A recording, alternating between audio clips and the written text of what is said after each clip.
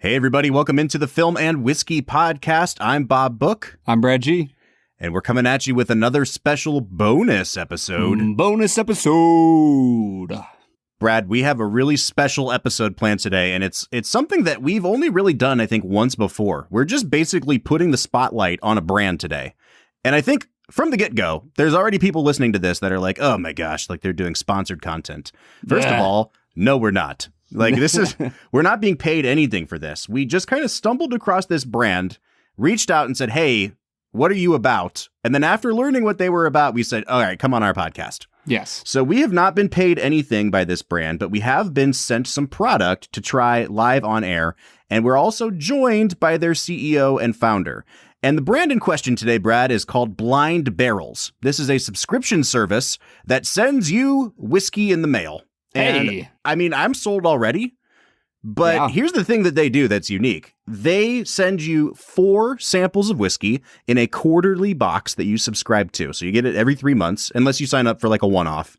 But the idea is every quarter you get a box of whiskey. There's 4 samples in it, and they're just labeled A, B, C, and D. There's no other information about it in the box. And as you try them, you go onto their website, they give you a special code, and after you taste them, you take your notes on them, each one is revealed to you. And it's a great way of introducing yourself to some of America's best craft distilleries. And that's what we're going to do on the podcast today. We're joined by Bobby DeMars, who is, as I said, the CEO. Bobby's been very patient, sitting over here watching us talk ourselves to death. Bobby, how you doing today? Fantastic. Thank you so much for having me on the show. It combines my 2 favorite things in the world, whiskey and film.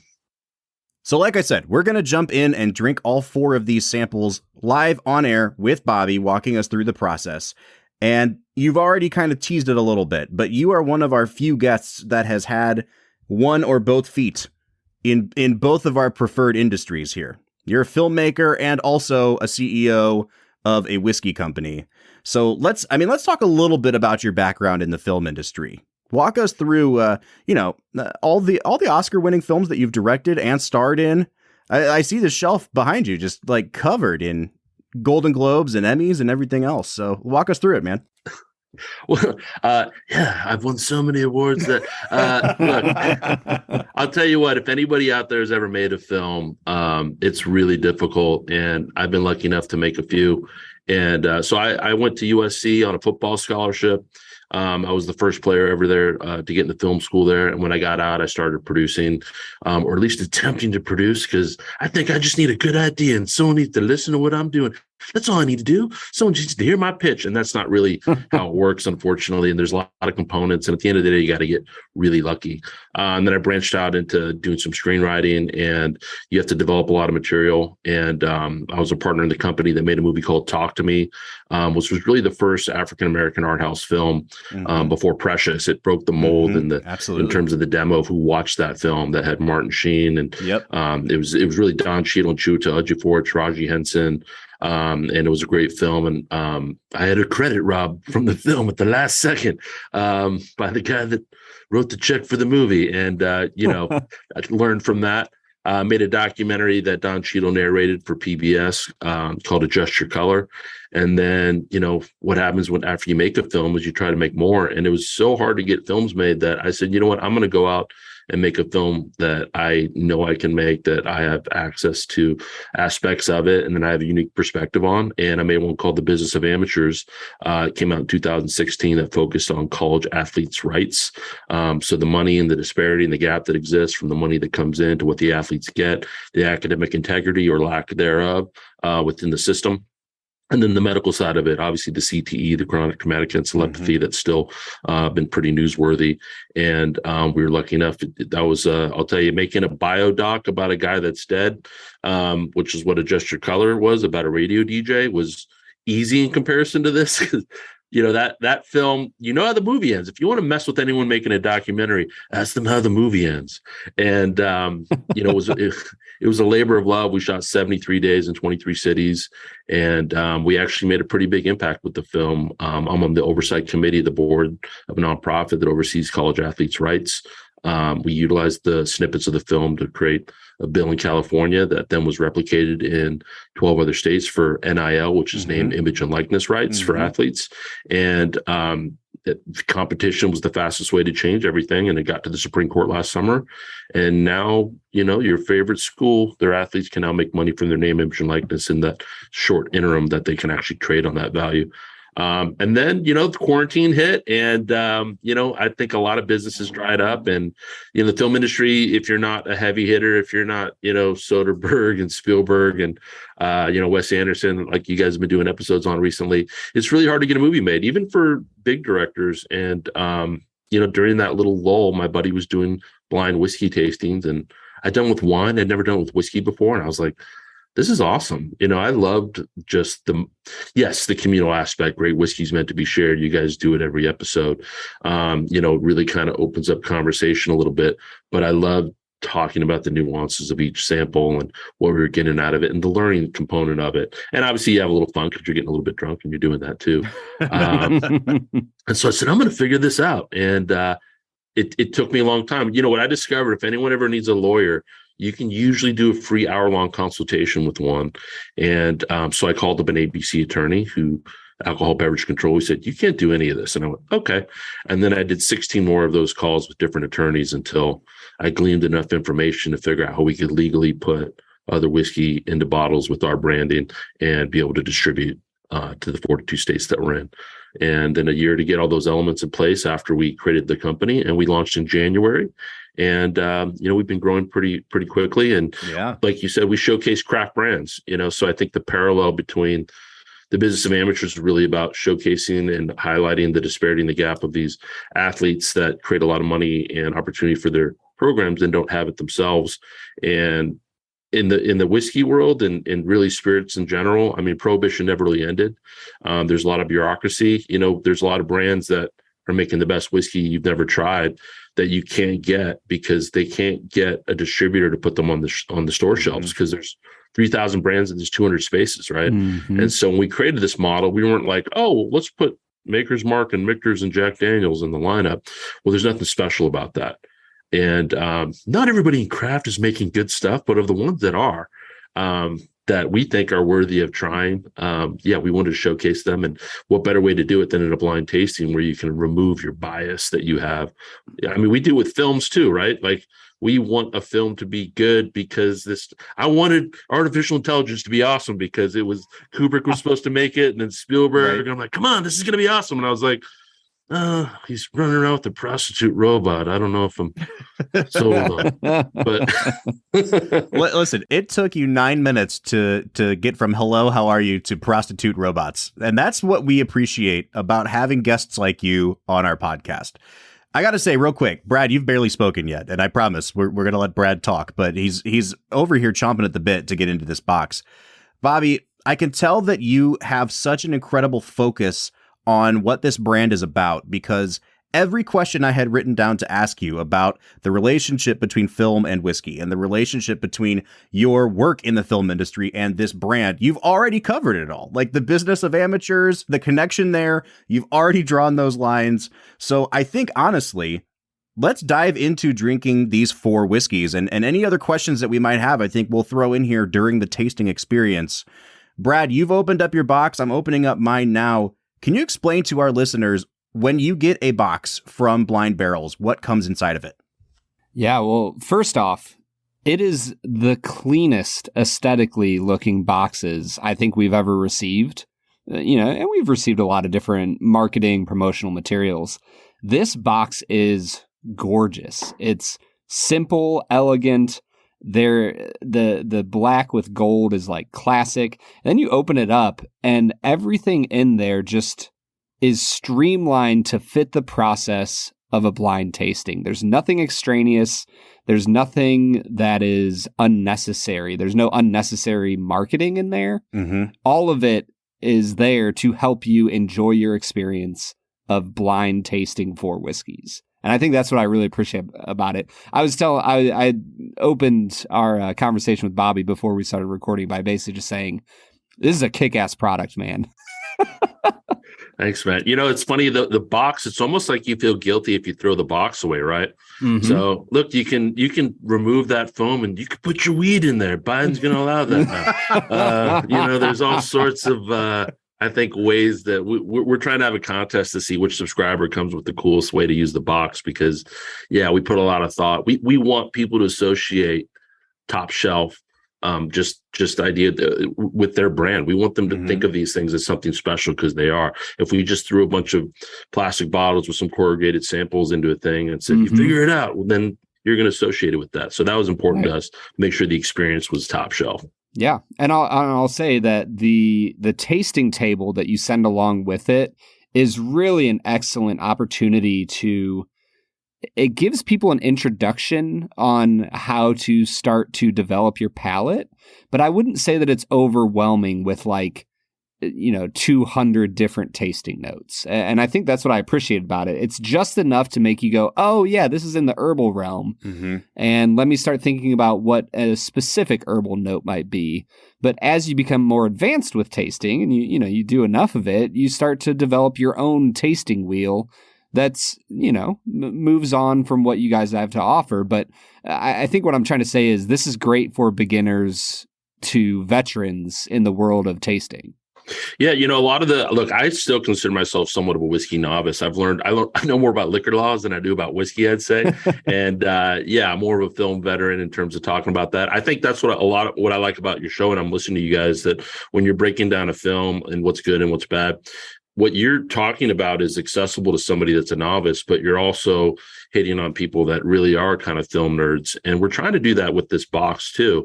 And the tasting table, we've reinvented the wheel. The wheel is normally the tasting table, and I was always annoyed by turning that thing.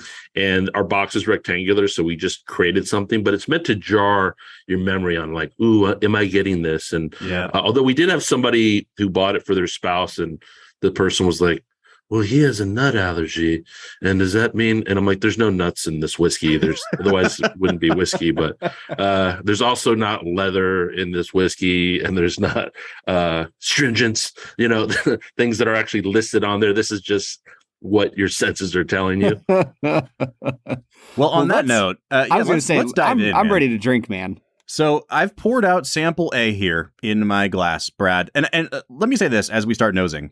I took a class about a year ago in my MBA program about product design and user experience. And one of the big things was users love it when businesses gamify things, when there's an aspect of, I feel like I'm playing along here. And that's kind of what this tasting table does for me. I'm trying to pick out what I'm getting here, but also, I want to see what the ABV on this is. I want to know if it's low proof or high proof. And so it's like you're playing a game against yourself. And Brad, I kind of want to play a game against you here. And I want to see, as we get these things revealed to us, which one of us is closer. And let's keep tabs on these 4 whiskeys. As long as it doesn't turn into our college dorm room playing Ken Griffey Jr.'s Major League Baseball against each other, I think we'll be safe. All right. So what are you getting on the nose here, Brad? Because I get a ton of cinnamon on this. I get a ton of baking spice. At first, it smelled just a little bit young, but that's kind of dissipated out of here now. And it almost has a really nice, honestly, it kind of smells like the Rebel bourbon that I love so much. It has a nice, almost wheated bourbon smell to it. Yeah, I was going to say the first note that I took was wheat. And then I almost crossed it out because I was like, I can't quite place if it's rye or wheat. And I think it has some of those baking spices, a little bit of clove, a little bit of cinnamon. For me, though, after sitting with it and letting it open up, I almost got a little bit of orange and a little bit of honey coming through as well. It kind of reminds me of a rye whiskey that feels like a little bit of a bright Irish whiskey. Oh, interesting. So the box that we're going through is actually the March release from Blind Barrel. So anyone who subscribed back in March, you've already known what these whiskeys are, but it might be fun to hear us talking about them now. On the taste, Brad, I'm getting kind of the same thing. A little bit more. I couldn't tell if it was a wheat or a rye. And that's honestly, I should be able to tell by now. But when I don't know, I keep second guessing myself. I really like this. It just tastes, again, it has a little bit of the craft thing going on where it's just slightly a little youthful, but definitely not as much as some of the more recent craft whiskeys we've had. This is pretty well rounded. I'd be kind of shocked if this wasn't at least 4 years old. And you guys, I like that you mentioned that. Like, yeah, like you want to play a game, like you're like Jigsaw, Bob. That you're gonna wake up and saw your foot off. It's the only way that you can get through all these whiskeys.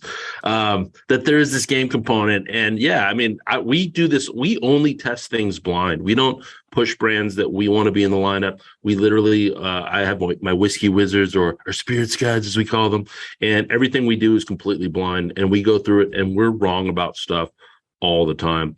And this is a bourbon out of Vail, Colorado called 10th Mountain. And yeah, I think you picked up on that, that cinnamon. There's that baking spice that comes in. And what's so hard to pinpoint on this one, first of all, they're in a climate that gets really hot, really cold. And so, it's not age stated because they mix various ages, 1, 2, 3, and even older barrels together in order to kind of create this unique taste. And it is something that a lot of people can't pinpoint because I think because of that age statement that it's hard to tell what it is. It's mixing all these different things. We don't like to think that young is bad. Our June lineup, we had a 15-year rye matured in a Weller barrel. Wow. We just had an 8-year malted rye that's maybe one of the best whiskeys I've ever had, made by one of the best craft distillers you've never heard of in the country. And every single lineup's actually getting better and better and better. And if we do more of these down the road, I'll give you boxes to kind of keep you guys guessing. But yeah, this is a guy named Ryan Thompson out in Vail, Colorado. And, we knew we had to have a bourbon in the lineup and we wanted to start with the bourbon. People were probably going to be complaining if they didn't get one. And I think what's important to note that, if somebody wants to get a bottle of this, a full bottle of this, we sell it for the same price as if you're at the distillery. Yeah. Some of the bottles in these lineups actually have gone for 2 or 3 times their MSRP from the distillery in the secondary market. We have a bottle right now. It's a $150 bottle at the distillery, and we're selling it for $120. And so all of these brands and they're not going to make this one bottle anymore. So in a few years, it's going to be worth about 3 times that amount. So I think the coolest thing about the club, besides the experience, is actually access. That yes, you would never be able to try this brand probably any other way. Some of these, you can't get them at your Total Wine or your Bevmo. A lot of these, usually 3 out of the 4 samples are rock stars within 50 miles, but you wouldn't be able to buy or try them any other way. This was really, really good. And it was a high rye bourbon, not a high wheat bourbon. So I was wrong on that. Only 92 proof, but damn good. And Brad, as we get into sample B, I'd love to know what you think of this one on the nose. Yeah, this one I feel like I pick up a little bit of tobacco. There is some, I'm trying to look at the tasting table while I'm speaking and sniffing. I'm getting some of what you're talking about, but it also smells like, do you remember the bubblegum flavored medicine that you got when you were a kid? Yep. Like the stuff that looked like Pepto-Bismol. Like it smells like that. Bobby just said, oh, we know we needed a bourbon in here. So like now I'm thinking, oh, maybe it's not a bourbon. Maybe it's some sort of like malt whiskey or, man, it's hard to do these blind, isn't it? Yeah. I will say with the experience of drinking all of our whiskey not blind and knowing so much going into it, blind tastes are like stressful for me. This one, I take a sip and I get a little bit of honey. All right, I'm going to go out on a limb here and say, I don't think this is a rye whiskey. It just doesn't smell or taste like rye. It has the spiciness of a rye on the back, and it has some of that like vegetal thing that we get sometimes with craft rye, but it just tastes... I almost want to say this is like an exotic grain. You know what I mean? You remember how... Spelt. Watershed used to use spelt. Yeah. Yep. I wonder if this is like some weird strain of corn that's not usually in bourbon, or I don't know, man. But I'm going to say that I think this is a malt whiskey, and I'm probably very, very wrong. Watch it be a rye. I think that this is a rye, and I think that it's around 88 to 92 proof. All right, that's my guess. Let's see the reveal here. The reveal, this is a 100% wheat whiskey. Not rye. But also not a rare. I was gonna say I kind of had the odds on my side because it was like rye versus the field. like of every other grain it could be. And I was Well, like, I'll say that. I mean, sometimes that vegetables, is telling you that there was a softness to it. Yeah, you did pick up on the honey. There is some honey in this one, as you can see in the tasting notes and the aroma notes. And so you're picking up on the notes. And sometimes the mash bill is difficult to pick up on. You don't see a lot of 100% wheats out there because they're hard to make. And Ryan Winter, who started this company out in San Clemente, I met him because my dad lives out there and I was visiting. And really, we wanted to beta test with a distillery, like the process of what went into it to make sure that we were being fair to them throughout the process and making sure it worked with all of our price points and just the logistics and the legality of all the stuff we had to go through in order to make this whole thing happen. And he apprenticed up at Dry Fly in Washington. Also makes a well-known wheat whiskey. And, your Pappy lines, Larceny. I mean, there's some good wheats obviously that are out there, your Wellers. And Ryan's doing some stuff. He's working on some older age statements, but this was really popular in our March lineup. This was maybe one of the more popular bottles that people ordered. And we call it a summer sipper. We think it's really easy to drink. It's really mellow on the palate. And we've got into some higher proof stuff in some of our other lineups. We sometimes build upon that. I think it's hard to figure out the way that we position brands in the lineup. Sometimes that's the biggest debate that we have. This guy's a craftsman. He's making some good stuff. So once again, this is called Drift Distillery from San Clemente. Brad, I'm into sample 3 here. I'm going to go out on a limb. I'm going to say this is our rye, and it has a very bourbony character for being a rye. It kind of reminds me of that MGP barrel we picked from Western Reserve in that way. I could be wrong, but this is just striking me as a very caramel and brown sugar forward rye. So that's interesting. I am getting like a black licorice note on this one. It's a little bit more earthy for me. There is a little bit of that caramel brown sugar sweetness. I can see where you're getting like some anise on this too. Like, yeah. But again, like that, I mean, that could be maltiness, but that could also be rye. Like we've gotten that on both of those before. I mean, you guys you're making some really good comments about this. Yeah, that, I mean, and you can kind of deduce, are we heading towards a rye? And this is probably, you get these guys that are like, I only drink bourbon. This one changed a lot of people's minds. This is a rye out of Columbus, Ohio. Hey, yes, Middle West. Middle West is fire. That's my hometown, baby. They are awesome. I'll tell you, they sent us, talk about good people and good whiskey, Middle West. Everything they make is phenomenal. We debated what was going to be in the lineup because they had so many good products. And I shouldn't even say good, I mean exceptional. Well, this dark pumpernickel, I remember seeing it on a few lists as like the top whiskey from the state of Ohio. Yeah. Fred Minnick put it at his best rye, I think, of this year, the Ascot Awards. And I know that he knows about us. I think that he heard about this and he jumped on what we were doing. But I don't know.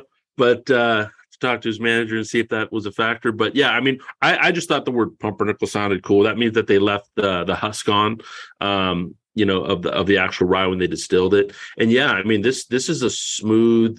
I always have a bottle of this at my house because if you want to pour some for somebody and have them be really impressed with, I mean, just how complex this rye is.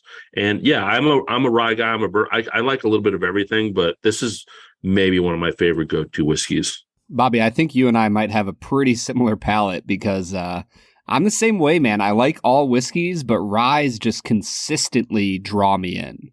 That's so funny you guys say that because I just poured sample D out into my glass and I'm like, oh, this is my jam. Like this smells like peanut butter and maple syrup on top of a waffle. And I'm like, hell yeah. Again, I don't know if you have 2 bourbons in here. Judging by your comments earlier, I'm going to guess that this is not a bourbon. But if it's not a bourbon, then maybe it's like a corn whiskey or something because this, like, it smells like the most decadent bourbon I can imagine. Like your favorite whiskey, Mellow Corn. Mellow Corn.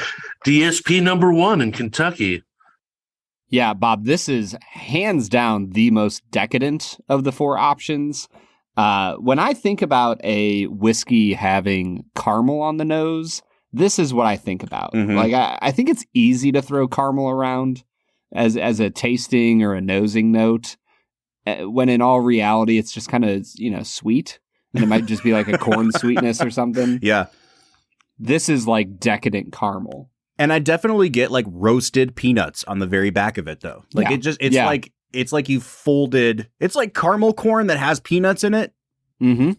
Yeah, I was going to say it gives me almost like a Boy Scout popcorn, like really high end caramel popcorn with like a peanut butter drizzle over it that I'm like super digging, and I'm still just nosing it. Well, before we get to the reveal, I did just take a sip, and Brad, I want you to sip, so I can spoil what I think here. But like the way the alcohol hits my palate on this is almost effervescent. Like it almost has a bubbly soda type quality to it. It's like drinking something that's spiked, like a rum and Coke or a Jack and Coke or something like that. But man, oh man, this thing is fantastic. I think this is definitely the highest proof one we've had. Yeah, I'm going to guess it's like a bottle and bond area, around 100. Maybe 105, something like that, yeah. Yeah, it's got a bubblegum quality to it, of flavor on the palate that I really love. The caramel kind of backs off a little bit from the nose. It's not quite as decadent, and it's, effervescent. That's a really good word. It is lighter. It's a lot lighter bodied than I expected it to be. Do you remember when we picked our watershed barrel and our friend Ann Dimmick said that she had nicknamed one of the barrels Juicy Fruit because it tasted like Juicy Fruit? This tastes like Juicy Fruit gum. Bro, if this is a watershed barrel, then that would be awesome. Like, I would feel so accomplished. Also, 2 whiskeys from Columbus would be pretty impressive. That would be cool.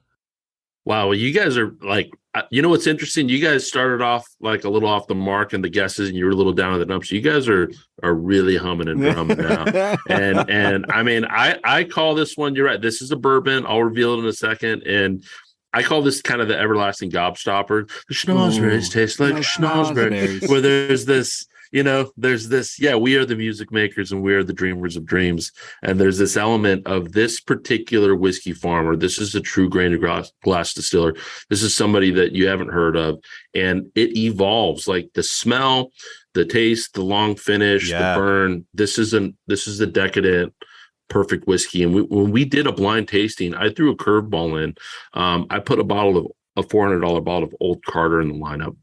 And this beat out Old Carter in a blind tasting amongst everybody. And it crushed, and nobody had heard of this brand. They went on to win massive blind tasting competitions. They're just really kind of hitting the map, and you're going to hear about these guys a lot in the future. This is Corbin Cash out of Atwater. Okay. Corbin Cash, I mean, when we were talking to them a year ago, I don't think anybody had heard of these guys. And we had a friend that started working there, and there's only 4 employees at the company. And David Souza, who his last name sounds like tequila. And the first day that he's the grandson of Portuguese immigrants. And the first day that his whiskey still produced whiskey, that the water broke on his baby, his wife's water actually broke at the same time on his other baby. And he named his son Corbin Cash, and that became the name of the distillery. And so, talk about somebody that, he's an almond farmer and a sweet potato farmer, and he sources grain from his neighbor for his whiskey. And this just blew people's minds. I mean, this is a bottle that there's not a lot of them left. He started to make other SKUs getting popular, but whiskey takes time, right? And this is a bottle in the secondary market that's going for a lot more than what we sell it for. And we're very proud. And, we don't make really money from bottle sales. That sounds ridiculous, but what happens is we have fulfillment partners, we create shipping discounts, and we get the wholesale for what it is. And what happens is we usually break even on most bottles, and it's meant to be a benefit the distiller, obviously our fulfillment partners, and our subscribers. And like I said, access to these brands, that this is a craft bottle, because when you try to take the wax off that top, you got to get a knife out, because that ribbon is not going to, you got to get some fire, you got to put a blowtorch to it or something. And we're massive. Anything that Corbin Cash makes. When I was there, his new manager discovered there were 10 barrels that were supposed to be 4-year that they forgot about for 6 years. Whoa. And so I'm like, dude, like, can you just put like 3 cases aside for me? Yeah, right. I just want to try it. I can't imagine. This is a 4-year, and you're right. Yeah, it's 106 proof. And this is a nuanced, complex. This blew a lot of people's minds, and people ordered the heck out of this bottle. Yeah. And we're super proud that they were in our lineup.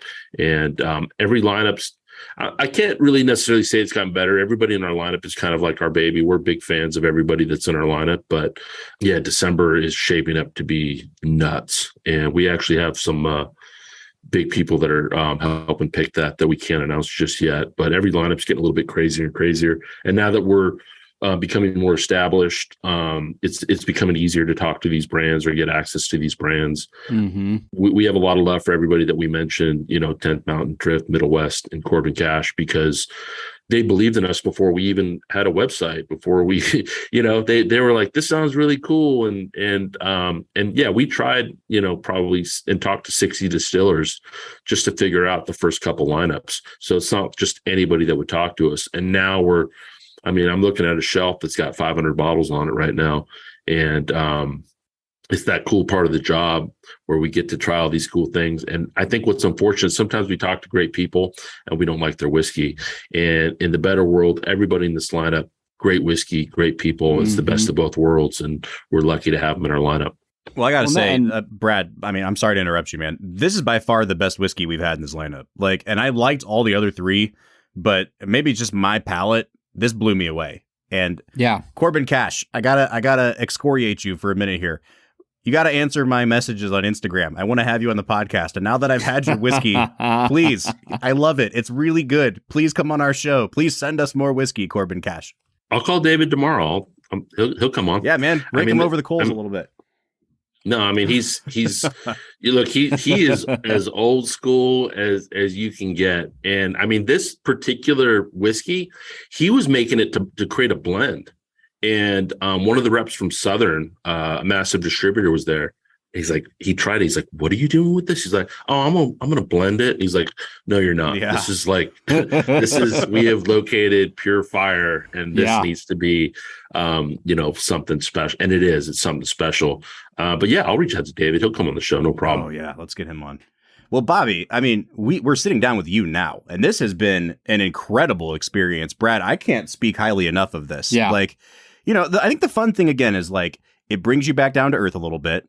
We've tried how many hundreds of whiskeys, and I whiffed on at least one of these, right? Yep. But I think it's really cool to have a subscription box where you have to play the game every 3 months. And it's just, it makes me a little bit sharper in terms of how discerning my palate is. But it's also just fun. It gets back to the root of why we love whiskey. It's fun as hell. Yeah, well, and let's be really honest. We don't just drink whiskey by ourselves. How awesome is it going to be when you and your, 3 to 5 other buddies all get a subscription, you all get a box in the mail, and then you guys just sit down for a really fun night of making fun of each other for your terrible tasting notes and drinking whiskey together and shooting the breeze, and you get to do it every quarter. We've seen a lot of different whiskey companies come through the door. This is by far one of the most unique and awesome experiences I think I've had with whiskey. So, well, and once again, we're not getting paid for this. We're not getting a cut of anything. We're not there's no affiliate link we're sending you to. This is just a product that we happen to stumble upon that we obviously now, having walked through it, I believe in this. I believe in this product. This is really, really cool. I know they're preparing for their December release, so this would make an incredible Christmas gift for somebody. Mm-hmm. Bobby, if you wouldn't mind sharing a little bit of the details as far as what would a quarterly subscription run you? What are the rates on this? First of all, I'm humbled of all the kind words that you guguys objectively said about this. Absolutely, this is awesome. Man. And this is, whenever you start a company, I could tell you many things about the, the growing pains that come with any startup. I'm hoping down the road we can come on again and talk about John Hughes movies and Kubrick movies and films that have influenced and all the other stuff. And we can drink awesome whiskey and do another long form of the tastings of other lineups that we're doing. And just so everyone knows, I did create a specific code just for your listeners, Film 15. It gets 15% off of any of the whiskey boxes in our store. And, I limited it to a certain amount. The reality is putting other people's whiskey in these bottles is a lengthy and difficult process. I wish it was like just me. I'm just pouring. I just got a funnel and some bottles and I'm just sending stuff out. And there's like 10 different partnerships involved in order to make this happen. And we're lucky to have those partnerships. So if you go to our site, quarterly, it is $59.99. And it's seasonal quarterly. So if you go in, we probably have about 20 September boxes left. So if you go on and you order now and you want the September box, we'll get you a box now. The next one ships out December 15th. And as you mentioned, great whiskey is meant to be shared, right? So everybody gets that box at the exact same time. And that lineup never happens again. When we talk to craft distillers and we put them into the bottles, and we have a limited amount of inventory. So we can't just sit there on a bunch of inventory and send it out whenever we want. So at some point, we're going to reach a cap on how many people can actually be in this exclusive club. Annual, it's $200. And, for instance, the shipping is $50, and that breaks down to $12.50 a box. The reality is it costs more than that, and compartmentalizing shipping costs with everything. Shipping alcohol with signatures is pretty pricey, and having fulfillment partners that can get us in all these states.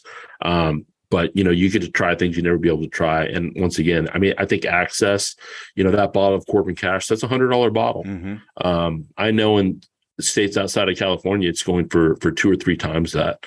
And, really, supporting and showcasing these small craft distillers that put it up against your Wellers, put it up against as we did, the Old Carters, put it up against your Michters. You're gonna be surprised that some of the best whiskey you've never tried is in these boxes.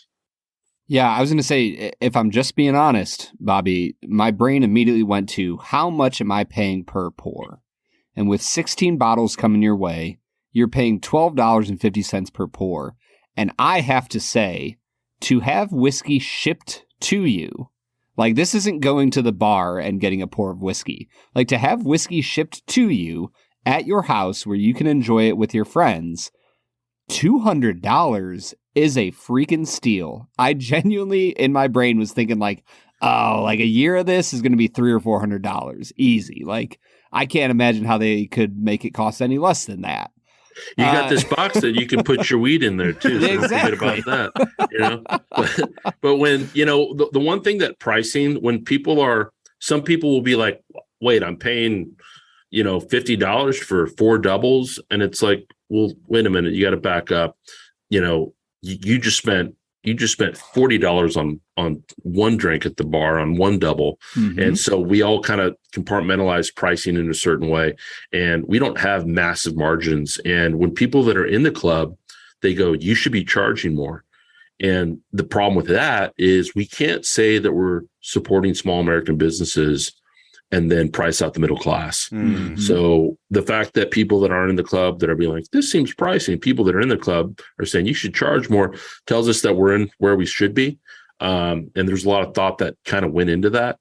And yeah, if you order, a full bottle of this, I guarantee you the shipping is going to cost $22, and we have a flat rate that's much lower than that. Mm-hmm. So like I said, we don't care about bottle sales, support these. Hey, if you can find a bottle cheaper, go visit the distillery, go get it in another way and not have to pay for shipping, or find another way to get it. The fact that you discovered them and you're now supporting them in another capacity, that's a win for us.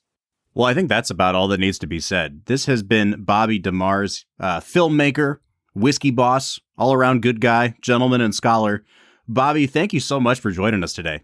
Hey, my pleasure. I look forward to coming on, and I want to talk some movies. Oh, we will. I want to drink some whiskey. Listen, you send us boxes like this, you can come on and talk about anything you want. You can tell us exactly how much weed is stored in your boxes at your house. We are in California. In California. And now we can talk about this. Yeah, it's no longer going to be a Schedule 1 drug. I mean, join us in December when Bobby launches his new venture, Blind Strains, where he just sends 4 different strains of weed in the mail. Maybe some peyote in there. It's blind. We don't know. All right, everybody. This has been Bobby DeMars. We will be back on Monday with another regularly scheduled episode. But before I sign off, reminder, if you want to get a box of Blind Barrels, go to their website, use code FILM15 for 15% off your subscription. We've already talked about what a steal it is. You're going to add 15% off on top of that. So please support these guys because this is a phenomenal box.